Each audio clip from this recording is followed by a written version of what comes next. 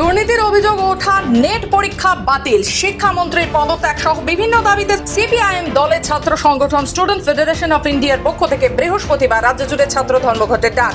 ধর্মঘট সফল করতে সকাল থেকে এসএফআই কর্মীরা জেলার অন্যান্য স্কুল সহ ফণীন্দ্র দেব বিদ্যালয়ের ধর্মঘটের সমর্থনে জড়ো হয়।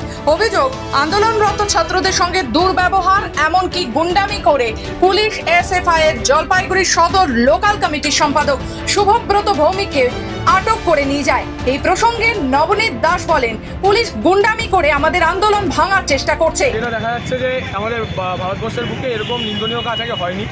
তো নিট, নেট, তার সাথে যেই অবস্থাগুলো আমরা দেখতে পাচ্ছি নিট নেটের পরীক্ষায় এবং নানা রকম পরীক্ষায়, যে কোনো পরীক্ষায় যে অবস্থাগুলো আমরা দেখতে পাচ্ছি, সেই অবস্থার থেকে এটা আজকে এই জন্য ধর্মঘটটা নেওয়া হয়েছিল।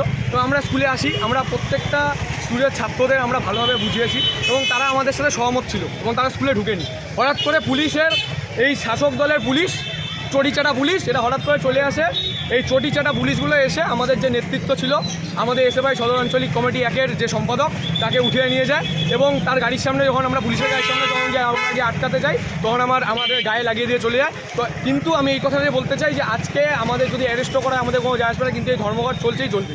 এরপরেই বিক্ষোভে ফেটে পড়তে দেখা যায় আন্দোলনরত ছাত্রদের। জলপাইগুড়ি থেকে নিজস্ব প্রতিনিধি রিপোর্ট, খবর বাংলা।